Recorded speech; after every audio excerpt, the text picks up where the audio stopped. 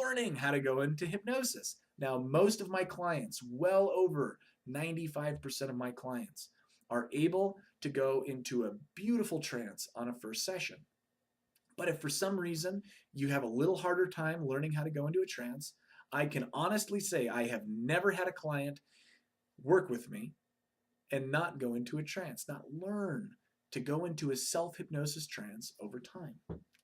And most people very quickly, like I said, 95% first session, and the other 5% certainly by the second session are going into a wonderful hypnotic state.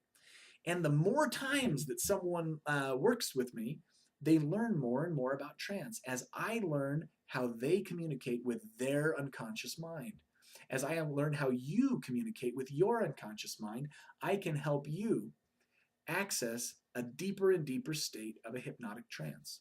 So whether you experience wonderful hypnosis on the first session or the second session, within a very short period of time, you can learn to communicate with your unconscious mind. Now, so hypnosis is not mind control, and hypnosis is also not sleep. What is hypnosis? Or what are some of the fears that people have about hypnosis, and what do people ask me about when they come in? People basically ask me about three things pretty commonly, but there's probably another 100 questions that I get on a fairly regular basis. But let me just, for the sake of this little video, let me just go ahead and give three of the main fears, and then if you have questions on a one-off basis, I'd be happy to take your email or talk to you on the phone or even sit down with you for 10 or 15 minutes in my office before you commit to anything, just so that you can get to know me and find out a little bit more about any questions that might be on your mind that I didn't have time to address in this video. The number one fear that people have is that they're going to lose control. This is very related to the fear of mind control. People are afraid that somehow something will happen where they are out of control. And the reality, again, is that hypnosis is a state of increased control. In fact, many people come into my office because they find that they can't control their own mind. They want to quit smoking, but something's preventing them. Something inside. They're not sure what it is, but they know that something's preventing them. On a secondary basis, maybe they want to lose weight, but they can't stop eating ice cream or chocolate or whatever it is. In hypnosis, they can actually learn to increase their control over their unconscious. And you may find that in hypnosis, you can learn to increase control of your unconscious mind. And it's a wonderful thing. But I also promise to keep you in control. And I have had 100% of my clients experience the sense of being in a state of heightened and increased control as they learn more about the hypnotic state. And as you learn to go into hypnosis, you will find that your ability to stay in control actually increases. It's a wonderful, wonderful thing. Now, the second big fear that people have about hypnosis is that they're going to divulge a secret. It just doesn't happen. Again, in hypnosis, because all hypnosis is self-hypnosis, you are in complete control of everything that you say and do in hypnosis. And I'm not looking to dredge up any secrets, right?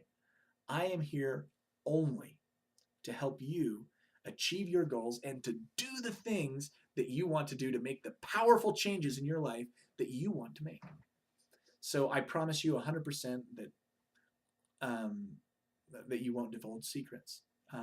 And I know enough about life and the way things work that I don't need any more information than I need to simply help you achieve your goals.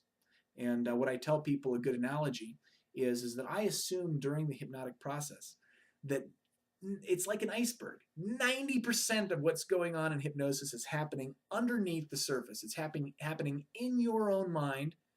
And then the 10% that you want to share with me is something that you decide, yes, this is appropriate to share, or no, this is something that's appropriate for me to keep for myself.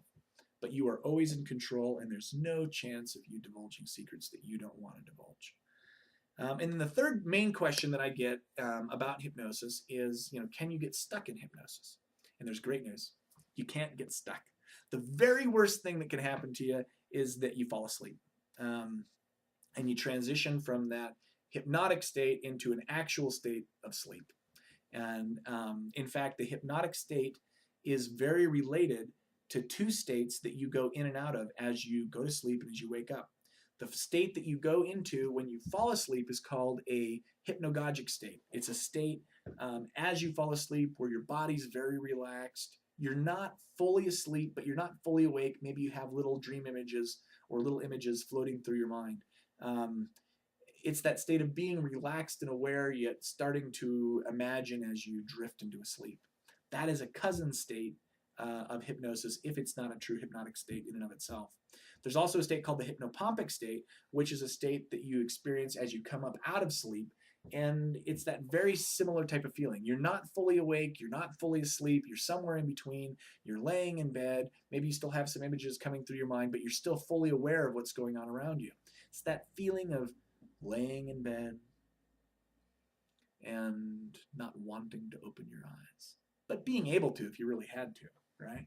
So that is the worst thing that possibly could happen during the state of hypnosis, is that you fall asleep and you have a nice little nap. And my job, again, as a facilitator of self-hypnosis, is to ensure that while you're in my office, you don't actually fall asleep, that you stay awake and engaged in the process so that you get maximum benefit from the hypnotic session. So I just wanted to review. We talked about hypnosis, and hypnosis being a state of increased suggestibility, or a state where you are more able to process the suggestions that you want to receive. We talked about naturally occurring hypnotic states, like maybe laying on the beach during a vacation, or being in that special spot where you like to go to relax, driving on the freeway and letting your mind wander, or just daydreaming in a class. We also talked about how hypnosis is not mind control and not sleep. And we talked about the three main fears that people have as they think about going into hypnosis for themselves.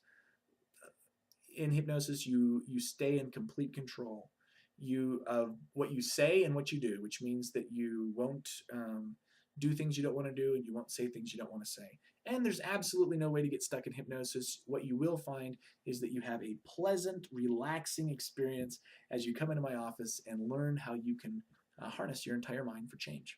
So if you have any questions, please feel free to call me at my office number, which is 801-203-3405, or you can email me at utah.hypnosis@gmail.com.